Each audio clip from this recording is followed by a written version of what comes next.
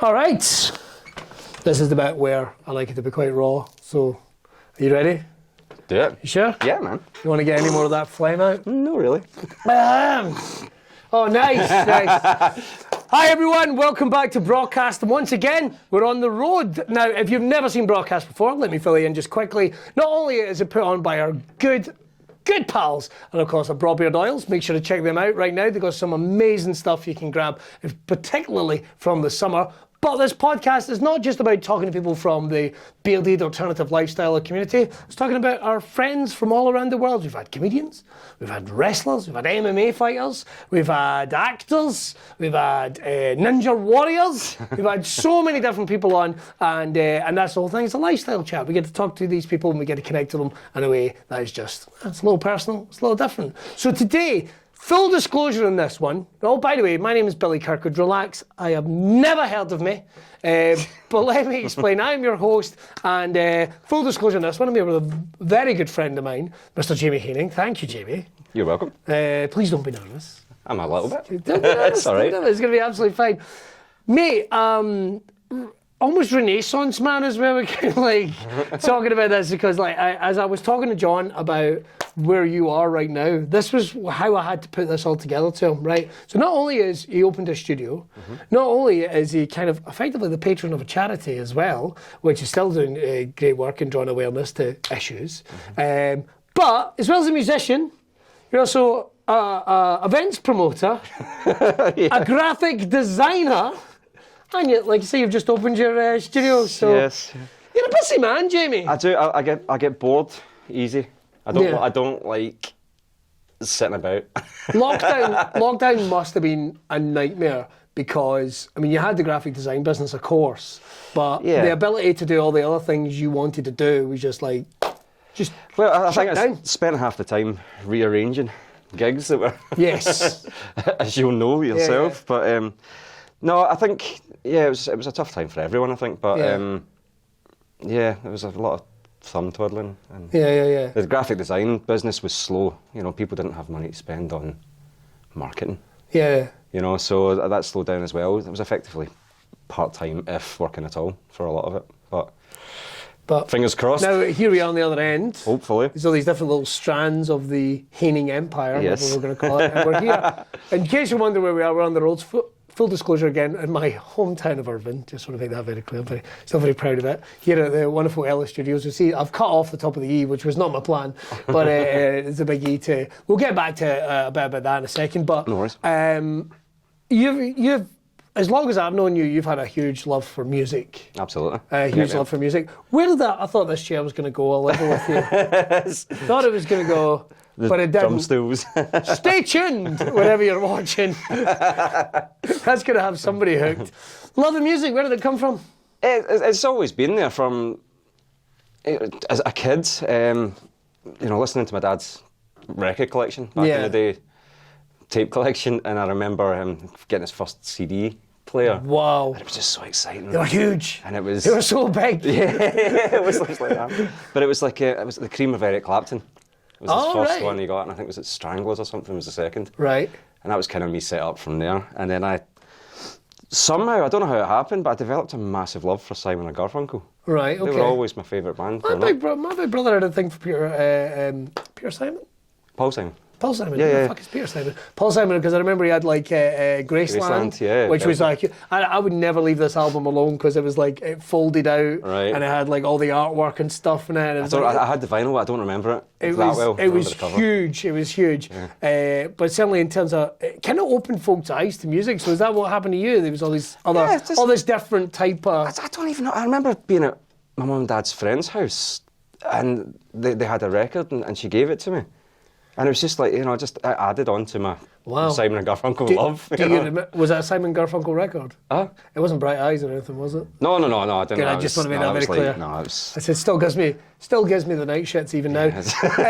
Just in case you're wondering, I don't know, because of Watership Down, I should say. Sorry, that was half a thought. I should say, if you do hear any noise in the background, legitimately, we are in one of the studio rooms just through as a band right now, doing some work and some stuff right now. We're probably in the worst place we could be in this room You're next to actually do it. But I think it adds to the experience.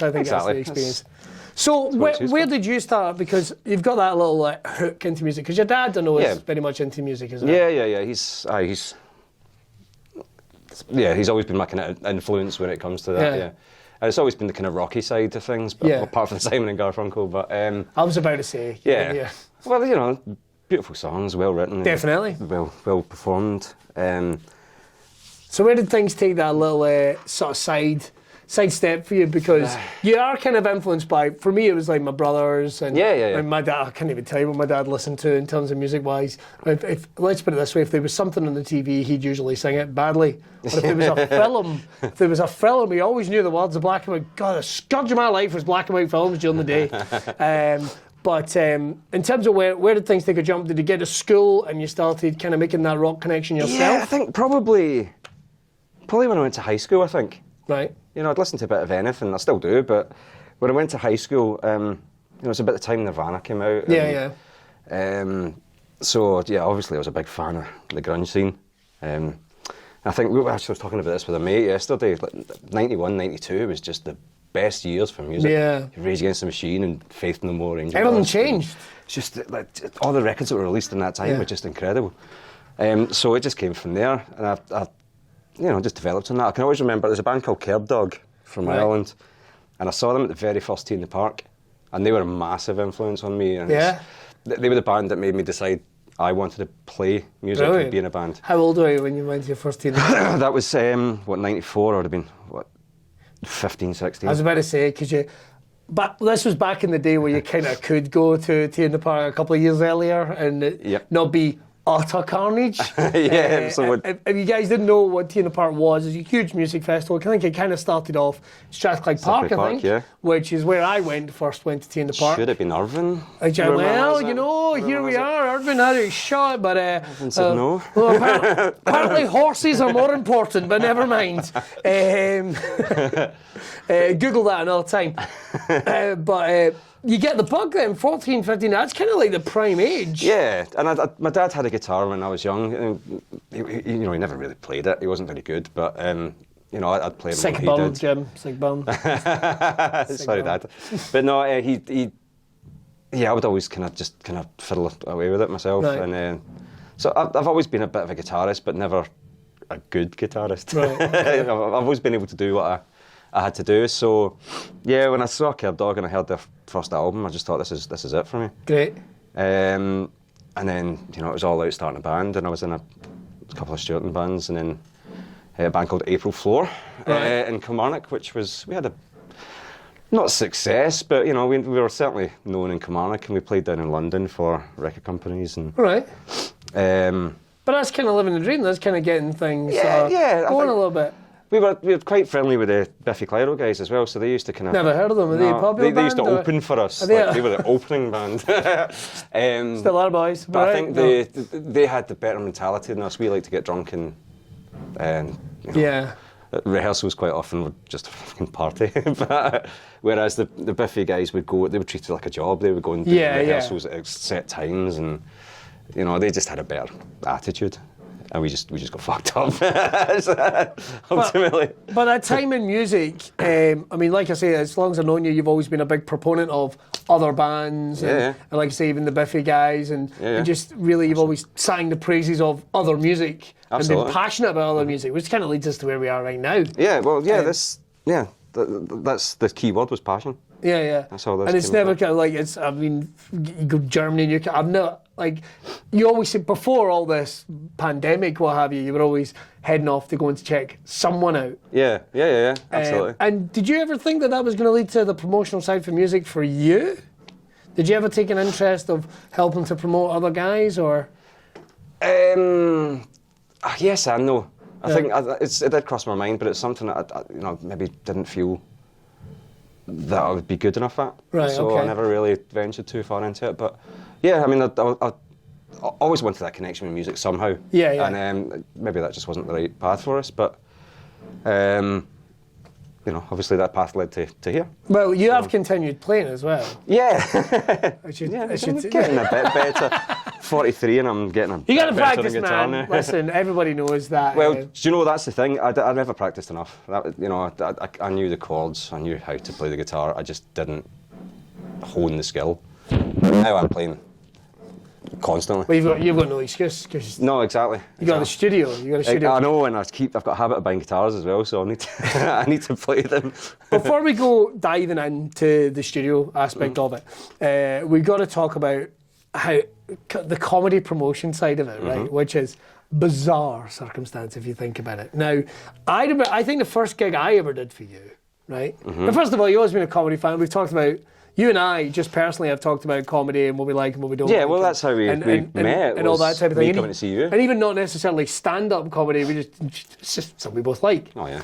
Where was laughing? Like, yeah, exactly. Well, you do, trust me, you do get people turning up. I know a few people saying, oh, I don't like comedy. I don't like... Well, you don't like to laugh. So maybe you do like comedy, you've just not found your style that you like. But then you get people that say they don't like music, and I am flummoxed to the concept of this. Yeah. What do you mean you don't like music? Some style out there for I don't listen to music. What do you listen to? Just like white noise? Nothing. it's in the car. Exactly. So I'll listen to anything on the radio. Came to the comedy side, and what I find is funny about this is, I think when we first started working together, neither of us had any kids. God, remember those days? Remember the Hessian days of just like, oh God, just being able to go whenever you wanted at any given moment. Yes. Remember those? I do. I love my kids, but... I love my kids. Big butts. I love my kids, but there should be a button you can press. Yeah. And somebody goes, that's you get a respite. It should be like minutes on your phone. If you should be able to bank minutes that roll over to just time that you just get a break. There should be a limited amount of times that they can say, Dad! Yeah, exactly. That's 100. That's your song now. Where is this on the gauge? If this is not a real question, then I banged 20 minutes. But I think it's when we started working together, neither of us had kids. I think the first gig I remember, stand-up wise, doing for you was, I'm going to take a shot here, I'm probably wrong. I think it was the Old House. The Old House in Dunlop, yep. Fucking yes, I never forget. Yep. I never forget. Where did the desire come about to do that, in terms of like put a gig on? Because for people that have never got into any element of promotion, I mean, you've obviously been, when you're in a band, you've got to promote yourself. Well, self-promotion, yeah. You've got to do that side of it. God, no one helps you back I know, in the no scene one does, in no those one days. does. God, that was It's always funny, I think, because with bands, musicians, even actors or plays, I think people sometimes think there's a sprawling team behind it somewhere. You're in a band, you must be loaded. Yeah, exactly. No, the pay-to-play gigs and what have you that were in. We'll let you play at a show, but you need to give us £200 to do it. Yeah. Or you need to bring 20 people with you. Yeah, that's it. We were selling on tickets to cover the £200. I've got to admit, that's a pretty... It doesn't really... they've tried it in comedy, but it's never really happened. But I know in the music world, it's pretty brutal. Pretty brutal, that side. It is frowned upon. No one wants to have to do that. It's a bad venue and it's badly run into it. You're never going to, playing in front of your mates yet again. And then when you've finished your set, your mates will go away, so they don't even listen to the other bands. Yeah, it's not going to get you anywhere. It's just a waste of time. Bit of experience, and we had some laughs playing at nice venues, cool venues like Cat House or King Tut's or whatever. But you're never going to get famous doing pay-to-play gigs, I would say. So where did the desire to do some comedy promotion? I think just living in Dunlop at the time. It's a fairly small place with not a lot happening. I don't know, maybe a couple of thousand people tops, maybe, or something. I'm not sure. Yeah. I couldn't even guess. It can't be any more than that, but it's just nothing really on. Karaoke, which I used to do as well. But that's right. And that was about it. So I think that was obviously when I met you. I think we've got friends in common. We do. We have got. It's actually quite funny how many friends in common we had before we ever started hanging out. Yeah, absolutely. And just coming to see you in Irvine regularly, that was a highlight for the month, was coming up to the Side Splitters gigs. I used to fucking love them. And started speaking to you after the gigs, became friendly with you, got a phone call with you asking to help out with the Des McLean gig. Oh man, I don't know. March 2013. No, I'm afraid I'm gonna have to throw a blank on that one. But it sounds about right. It was supposed to be Joe Caulfield actually, but I couldn't make it. Was the first one, so the first one for me was Des. Oh, I was so nervous. But it's funny because Des is quite a nervous guy as well. He's very nervous. The two of us were just shaking. If no one's ever heard of Des McLean, please go and check him out. He's absolutely fantastic. He's a good friend of both of us. Yeah. But he is. I would say, Des, I know you're booking gigs and what have you just now, and I don't want to do myself out of a gig here, but in a green room, you're a fucking menace because you won't leave people alone.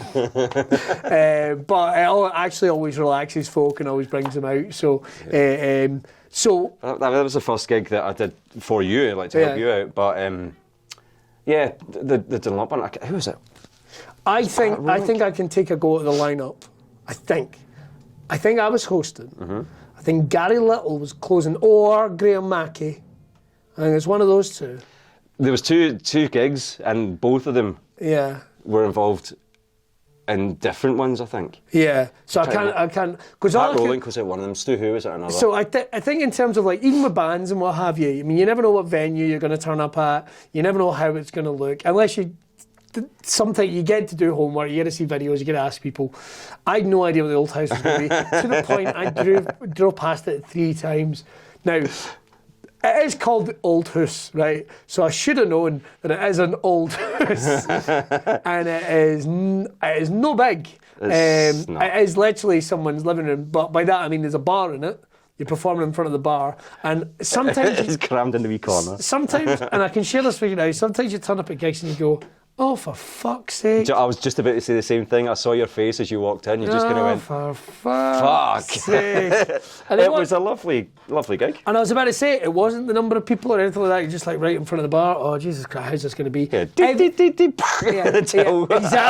twat in the back of the head with a towel. But every single person there was there to see the gig. Yeah. And what a scream. Yeah. What an absolute scream it was. The weirdest bit was when the landlady made a speech at the end of the night. Wasn't so sure about that, but never mind. It's shut down now. It's gone. It's now a new house. Oh, for fuck's sake! Made it into a house. But that was where you got bitten by the bug. That's where you got bitten by the bug. Yeah.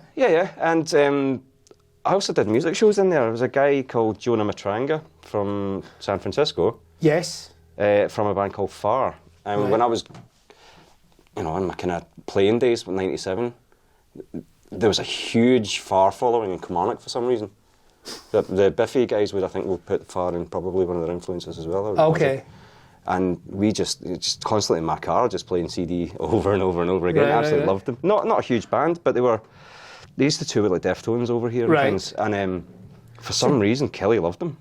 So that's very odd, isn't it? I know, it's weird. They were never a big band, but they were a bit of a kind of pioneer in it must be the Biffy connection. Which is how it works, isn't it? I mean, it works either way. Because this was like before they. I remember seeing the Bare Naked Ladies opening for Beautiful South. Oh wow, nice. And that sounds like some gig. And I will level with you. I went to see the Bare Naked Ladies and left like halfway through the Beautiful South. Not really my cup of tea, to be honest. But there we go. Yeah, but so they were a massive influence in that kind of post-hardcore scene or whatever it is. Right. Emo, we call it. So yeah, they absolutely adored this band, and then went to see him in a solo show and got a quick word with him after it. Said I was going to email him, and I emailed him asking if he would play in my local pub, and he came back saying yeah. And he was going to do it on the Sunday. He was up in Edinburgh the Friday, and he was going to go to Birmingham on the Saturday, and then Dunlop on the Sunday. Okay. And I was like, I don't think Sunday's going to work. I don't think I'll be able to sell tickets on a Sunday. And got an email back from him saying that he'd switched the Birmingham show to the Sunday so he could do Dunlop on the Saturday night. Oh, what a legend. Cool. So we ended up, I think we were 88 or something we were allowed to get in, something like that. And I went for a pint, and then while I was there I got the email from him saying it was a goer. So I put a wee message on Facebook, before I start selling these publicly, who wants tickets? Who wants it? And I woke up in the morning and we'd sold out. Wow. So just like everyone coming from Kilmarnock, surprisingly, and folk coming from Clydebank and everywhere. Yeah, because BMR was at one of the Jonah shows I did. Fucking love BMR. Just love BMR. He said to me that air show gig. So you put a gig on in Dunlop, didn't you? And I was like, yeah. You have such a good memory for sure. I forgot all about that.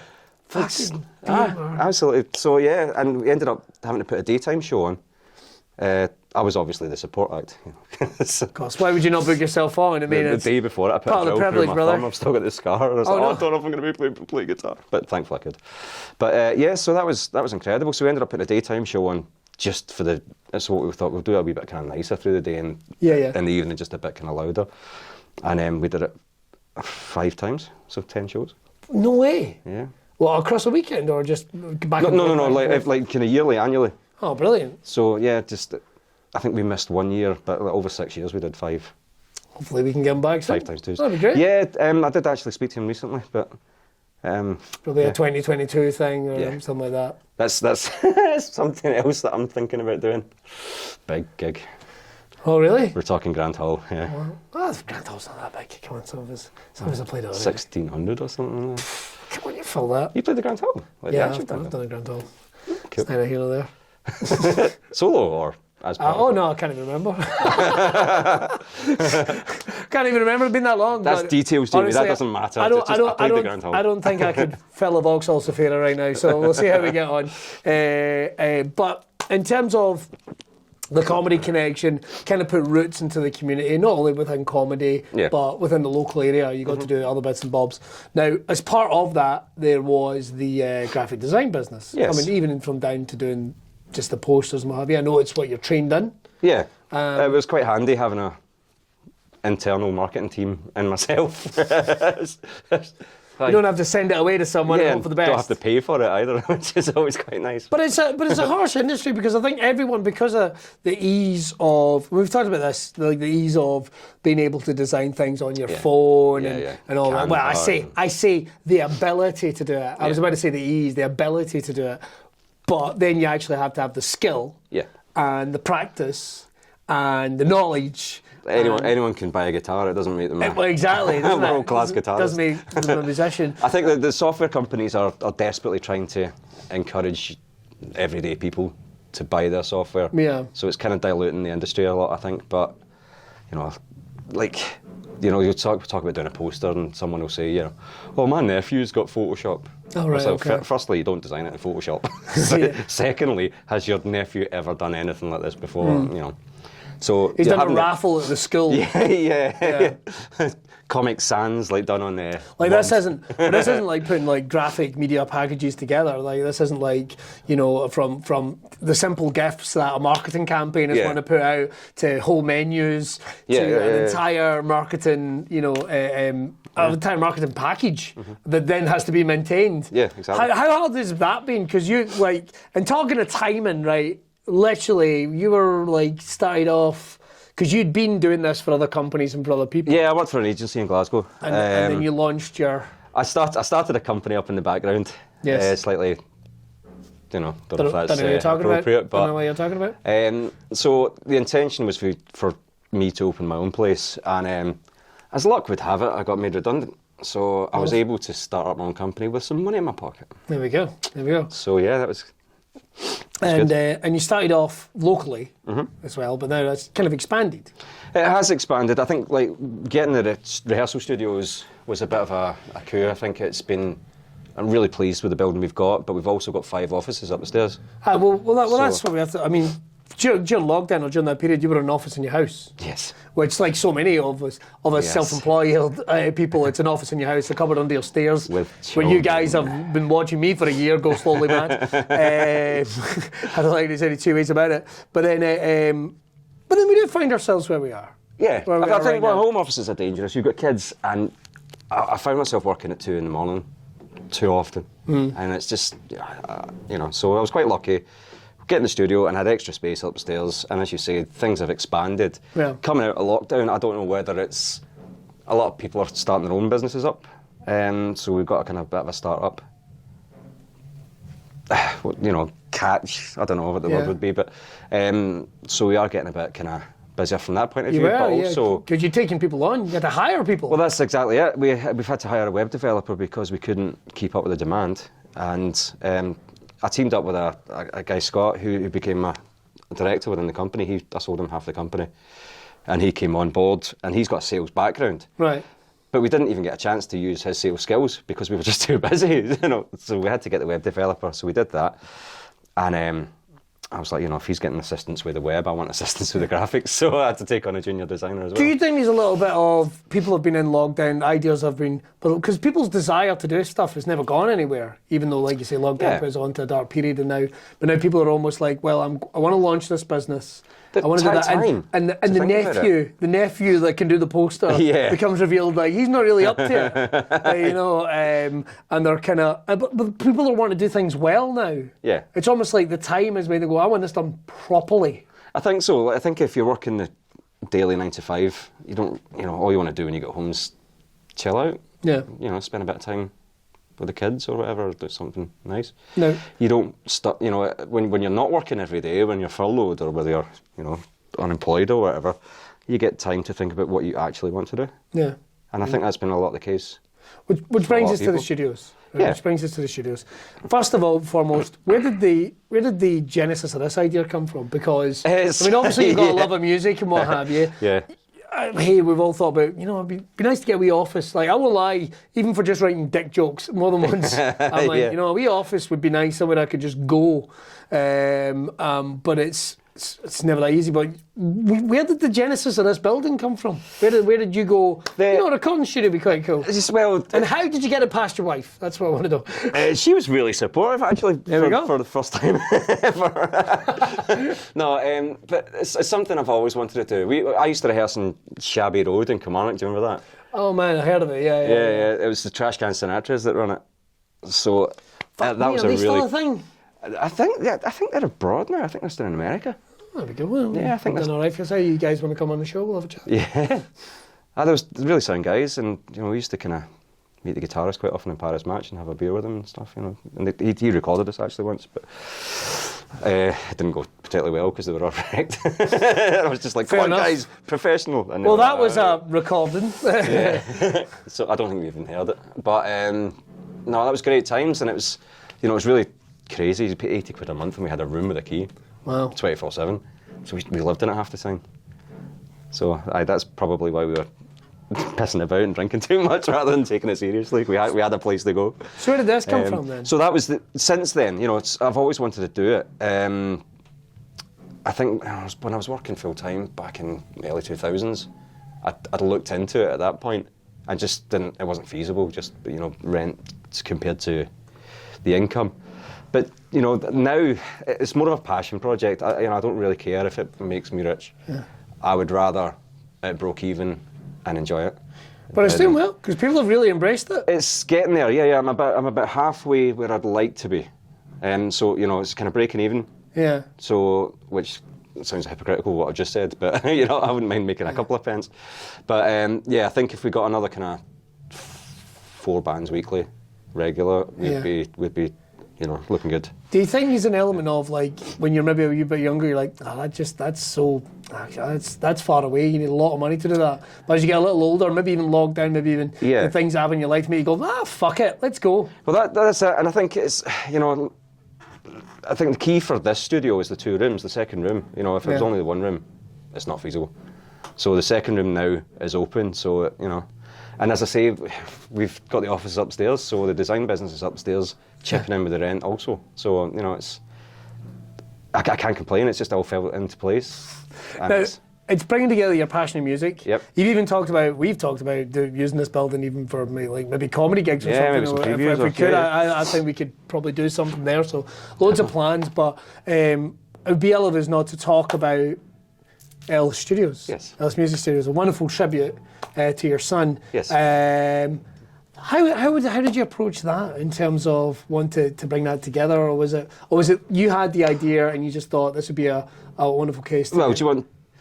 Shall we give a little background to the story just quick? Yeah, a little background to the story just quick. Yeah. So Ellis had a genetic brain disorder, which is not a massively uncommon thing, but his issue was it was in his brain stem.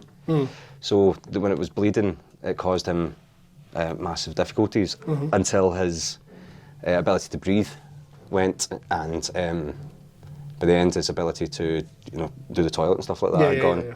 So he passed away not long after his 3rd birthday. That's right. Last November. Yeah.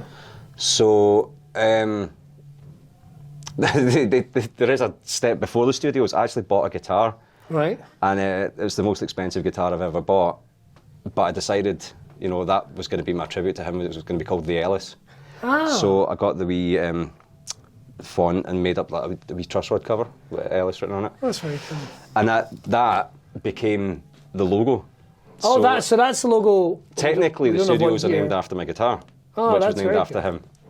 So yeah, and it just seemed that, the perfect tribute for me, man. Definitely. So yeah. So he's always here. Yeah. And it's always going to be a part of music that's made here. Well, yeah, exactly. And I think that's good, because in years to come, someone's going to turn around, that was recorded at Ellis Studios. Yeah, and it's nice to have, not a reminder, because I always think about him, but, like every time I pick up the guitar, every time I walk into studios and I see his name, it just gives me a wee, nice feeling. Keeps the word in your vocabulary. Exactly, and it's thinking about positive things. It's not thinking about, I don't like thinking about when he was ill. I want to think of before he was ill. So, or so when I see the name, it just reminds me, and it makes me smile. It's not, They're going for it. They're going for it next door, I have to say. I don't know if it will, but I kind of hope it does. You can't hear the guys screaming their nut off. It explains my kind of confused face. So we've got to ask, what's the future plans for this place then, do we think? I mean, you're saying you want to get more bands in. We want to get bands in from far and wide, because people are coming from Glasgow to come here as well. Yeah, is that right? Absolutely. Because I think that there's some great studios in Ayrshire and Glasgow. But, not as good as Ellis Studios. Well, that's exactly it. I think I pride myself in things working. As someone that would like to use a good studio, I know what to expect from a good studio. Right. So I think I'm quite meticulous in my setup and my. So it's set up with that same passion. All the things that maybe other people that are getting into it for just like a money venture. Or exactly. Like if something's wrong with the guitar amp's going to be replaced. It's not like. It's the best of gear. I mean, like I say, we're looking at a bunch of Marshalls here just behind us. Yeah, well, these are the small ones. All the better ones are through next door. They are huge. If we'd had more time, maybe we'll do a remix, which is just an idea I had, John, by the day, if you're watching. We'll remix some of these and we're going to come back around. But it's gorgeous through there. Lovely high roofs and all that. And we've been really lucky with the building. From the build, it's an old building with huge walls. So it's boarded up. This is actually a window. Is it really? Yeah. Oh man, you wouldn't have known that. It's all boarded up, it's all soundproofing and loads of MDF and duvets and everything I could find that would mute the sound. Just behind there is a receptionist. I don't know whether we think it was a dentist. Do you reckon it was a dentist or something? No, a dentist is next door. It was social services. Social services. It was an addictions. So every cupboard was opened with a little bit of residence, just in case there's some. That cupboard there actually says drugs and alcohol on the shelf. Drugs and alcohol. So if nothing says more music, then. I'm assuming it's paperwork, but I like to think it's like stuff they've. So they just put it. Yeah. Oh, just so we had it nearby. But in terms of other stuff coming up, I mean, we've talked about gigs and what have you, as well as going on here. Wouldn't it be great if we could have a little Sunday sessions or something, like once a month in there? For the comedy, from the studio point of view, the things I'm looking to do next are, I want to do stuff for the kids. I want kids to learn guitar. Brilliant. We've got kind of the young team hang about outside. I'd prefer they were in here playing music than listening to them read music on their phone. It'd be better if they made an effort and learned. Do you think that's something you'll do as well? As I mean, we've got the Sticks and Rocks music here, but do you think in terms of people being able to mix their own music and learn how to sample and all that, is that something you think we might look at down the line? We're looking to get a kind of friend up the stairs to rent a room from us, and he's a bit more skilled in the recording side than I am. So what I'm hoping is that we can almost like use him as a kind of freelancer. Brilliant. So if someone does want to record or mix or anything, he's paying his rent for his room, and then he can provide that service for him, for his own fee. And like you say, get those kids in learning. Exactly, learning or recording or whether it's instruments or mixing. That's actually a really good idea, and I'm going to note that down. Teach kids. Done it again. The number of good ideas I give away is I should just be freelance consultant, and that's it. Oh, you're right. I like that one. But that'll be $8. I don't know why it's $8. So and I want to do. It's a bit late this year, unfortunately, but I wanted to do the Summer School of Rock, where the kids come in on a Saturday morning. We work out their skills and put them in a band, and then at the end of the 6 weeks, they play a wee gig, maybe at the volunteer rooms or something. That'd be great, wouldn't it? So I think I'm a wee bit late. We're in that kind of like, where are we? we know we're not ba-boom yet, but we know we're closer to it than we were. But we're still just our luck. We'd have a pandemic outbreak just before the gig, and it probably started in Ellis Studios. It's probably a bad timing. But we have been spitting in each other's mouths before we started. It's French casting. I was going to pick the gel up, but it's actually in the other room. All right. I need to get some in here.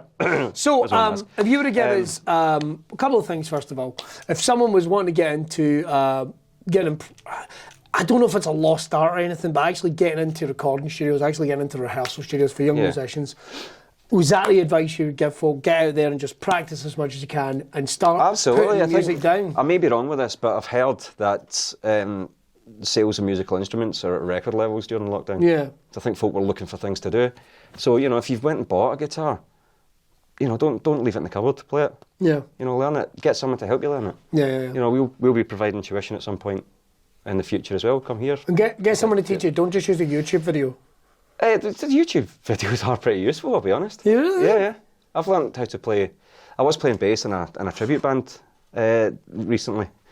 What was a tribute band? It was a Foo Fighters tribute band. Fair enough. I don't know what I was expecting it to be like. Yeah, no, it's just a lockdown thing, and just with everything that I'm doing just now, I don't really have the time for it, unfortunately. But which one are you? Do you dress up like them? No. It's the sound alike. It's not. Whenever I hear someone's in a tribute band, it's like, but do you look like them? Because I remember I gigged with Non Jovi. I gigged with Non Jovi once, and they all came out dressed, but I couldn't guess which one was meant to be Bon Jovi. Oh, okay. I mean, obviously, it should be the one that was singing, but all I could think of was you wouldn't have known if that guy doesn't look like Bon Jovi. No, so where was I going with that? Playing bass for the. I can't remember. Foo Fighters tribute band. Yeah, I don't remember where. Sorry, don't worry about it. But what's... there was a reason. Yeah, your phone's ringing. It's a business call. We'll try not to listen. Let's mute it, legend. Right, well, I'll tell you what, we're just getting ready to finish up. So I'll tell you what, a couple of things. You said about Sunday sessions. Yes. I think that's... Hopefully, if we can get a bit of comedy, like my love for comedy and music. Yeah. Why not combine them and see if we can do the comedy stuff here as well? Wouldn't that be great? It would be superb. We do have there's some gigs planned for later on in the year. I think November is probably the big one.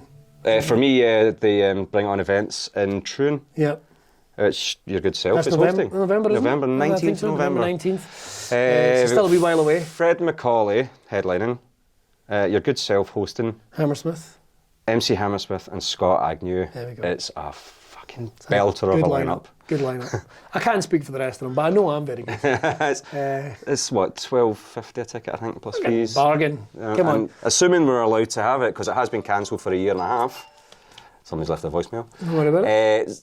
That'll be Fred cancelling. He wasn't the first headliner, so the gig has been cancelled for a year and a half now. I think I might have been the only consistent performer that stayed up. No, me and MC Hammersmith, I think we both... No, he... No, he has a replacement. No, he came off the Sturton one that was supposed to happen, but then the Sturton venues closed down because of lockdown. Jesus. Which is actually the social club. It was lovely. I love the social club. I love it. Anywhere you can buy a pint for $1.90 and probably end up fingering someone. Des McLean and Joe Caulfield and your good self Gary Little. all these guys. Yeah. It's just some of the people in a wee social club. And I'm told Tommy Cooper played there once upon a time. Oh really? Yep.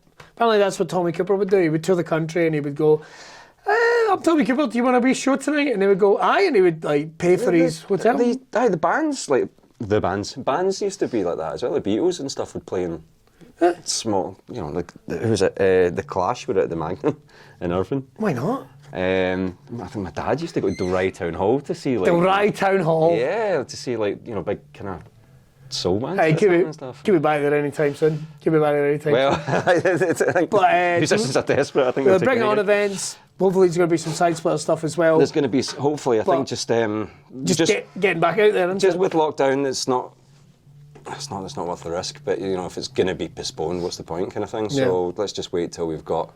We're getting close. Absolutely. We're getting close. Absolutely. But in terms of, first of all, graphic design company. Yes. What's the best way of getting in touch? Circa 78 Creative. If you look for us online, Facebook, you can find us there. Yep. I think the name's becoming a bit. It's expanding as well. So that's been, really good. I think we've just taken on a fifth person now as well. Another person? A business development manager, yes. So hopefully we're going to get even more work in. Getting your business. We will be looking for probably another web designer because of it. Bloody hell. So, I know.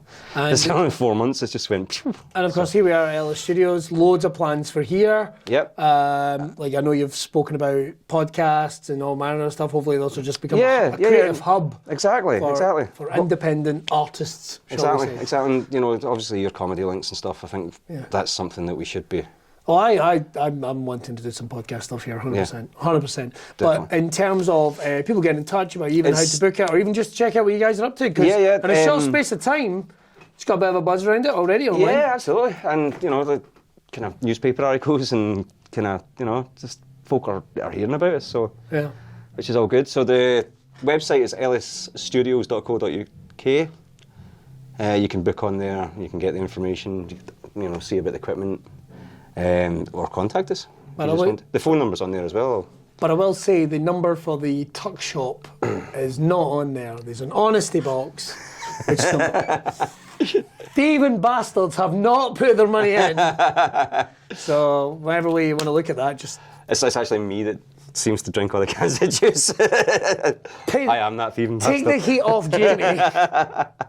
Or just put some extra money in. That's all I'm going to say. Jamie, this has been an absolute blast. Thank you very much. Always. Right, that's all we've got time for on this episode of Braw Cast. We're going to be back with more on the road very, very soon. Don't forget you can go and check out all the previous episodes on Spotify, iTunes. You can also check them out over on YouTube as well. And of course, head over to brawbeardoils.com. Get yourself all the amazing stuff for your beard. Glasses, combs, neck gaiters. I nearly said sleeves, that's not what they're called. Beard oils, waxes, and so much more. Or if you like, just put in Braw Beard into the Google machine and you will find us. This has been Mr. Jamie Haining. Thank you very much. And we will see you next time. Here's the weird bit, because I've got to turn the thing off, but trying to make it look like I'm not turning the thing off. So I'll tell you what, we'll just make aggressive eye contact until the end.